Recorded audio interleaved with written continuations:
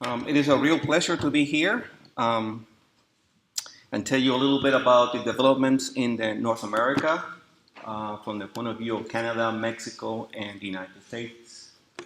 I would like to acknowledge the contribution from my co-workers or partners, Matthew in Metz in Canada and Carlos Torres in Mexico. From our colleagues to the north, Canada, MET, the Marine Environmental Data Section, is the Canada's NODC since 1962, and over time it has evolved as for operational oceanography and data management across Canada. It consists of 4 research institutes and 2 fishery centers and 2 biological stations across Canada, and they provide those services for the entire country. For recent activities, METS at the national level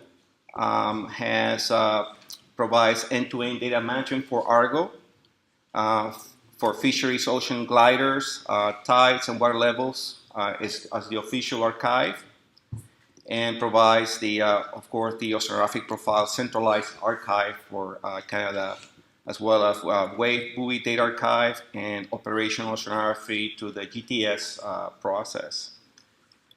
In the international level, Canada is very active in the GTS data acquisition support for the GTSPP, the Global Temperature and Salinity Profile Project, as well as for Copernicus, Near Goose, and the Global Ocean Surface on the Way Data Pilot Project, the emerging Marine Climate Data Service of distant buoys, and ICOAS, International Comprehensive Ocean Atmosphere Data Set for distant buoys.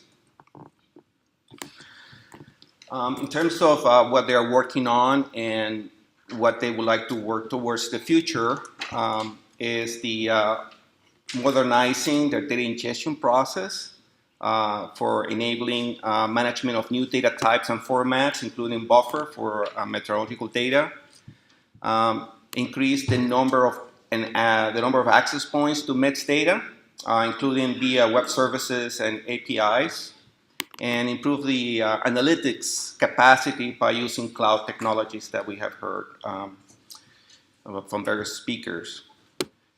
They would like to work on streamlining the data exchanges with NOAA for the Ocean Carbon Data System, the World Ocean Database, CCHDO, the Cliver, and carbon hydrographic data, and with IOC for specific requests such as ocean acidification. They would like to work also on participation in developing a Canadian integrated ocean observance system to offer a better way to integrate the data services and data access. And they also would like to work on providing data support for the ocean tracking network of associated data units. For our colleagues to the south, Mexico, they are working towards developing this consortium of marine research institutions of the Gulf of Mexico and the Caribbean, CMAR. This is a consortium of 24 associated Mexican universities and hundreds of US institutions with the common goal of trying to come up with better ways to manage the sustainable resources and blue economy of the Gulf of Mexico and the Caribbean. This is a very large undertaking. And as part of this process, they are also trying to, or parallel to this process, trying to come up with a common way to have ocean and coastal observance systems in a way that they can integrate what those assets are in the Gulf of Mexico and provide what those observance systems, which ones are needed, and to leverage which ones are available for that purpose.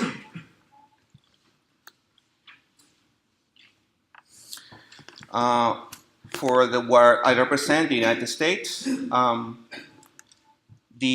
for those of you who might not be familiar with, the United States had 3 data centers: the National Geophysical, the National Oceanographic, and the National Climatic Data Center, and those were merged in 2015 on what is now called the National Centers for Environmental Information.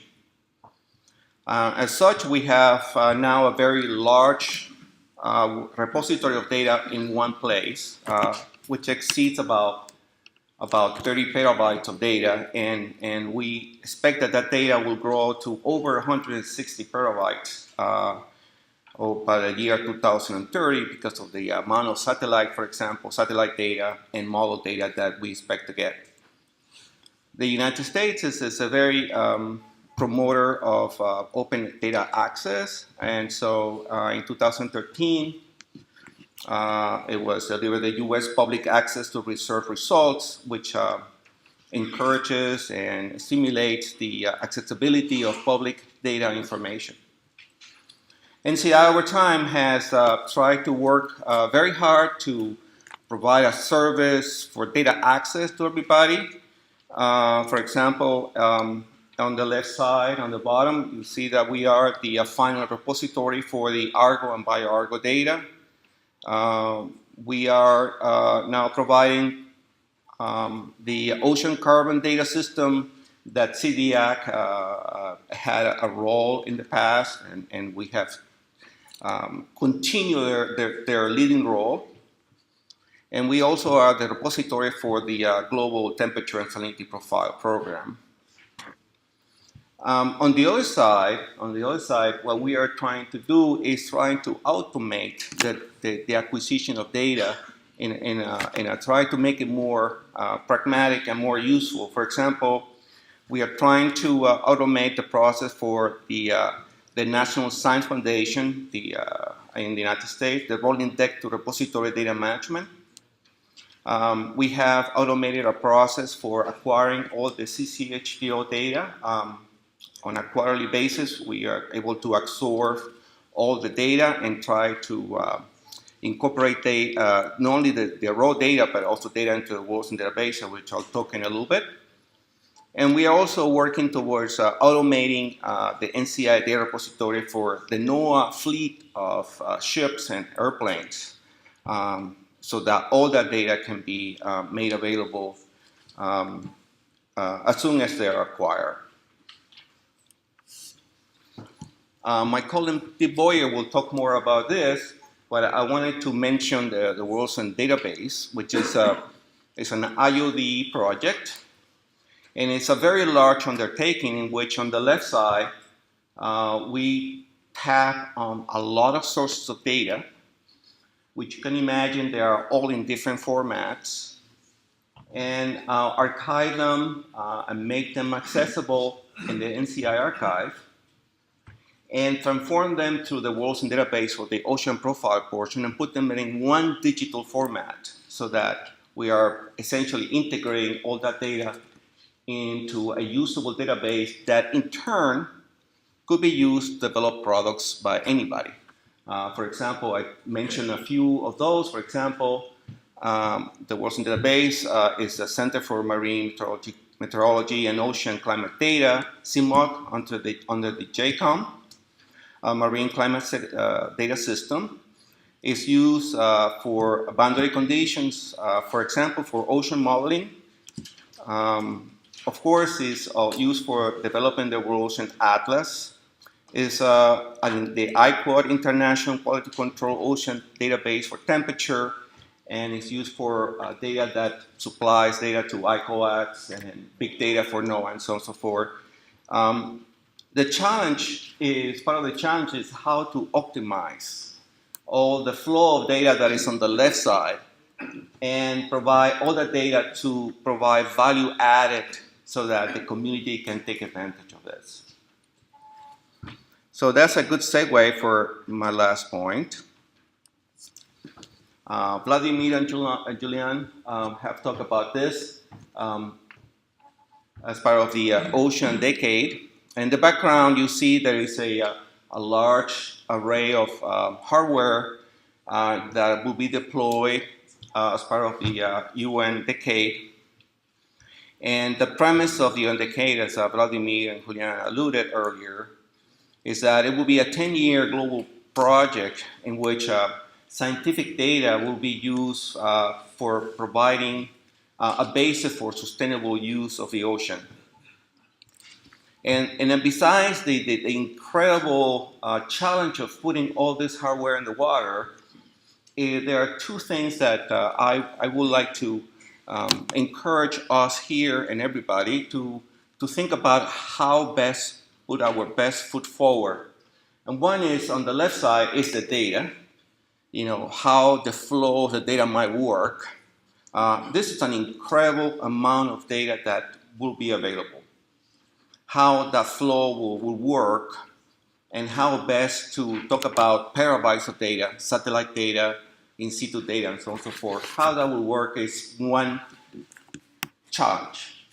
The other challenge of the equation is that the ideally is the unrestricted use of that data, so that governments and data policies and can make informed decisions on making societal relevant decisions about what is best for the sustainable use of the ocean.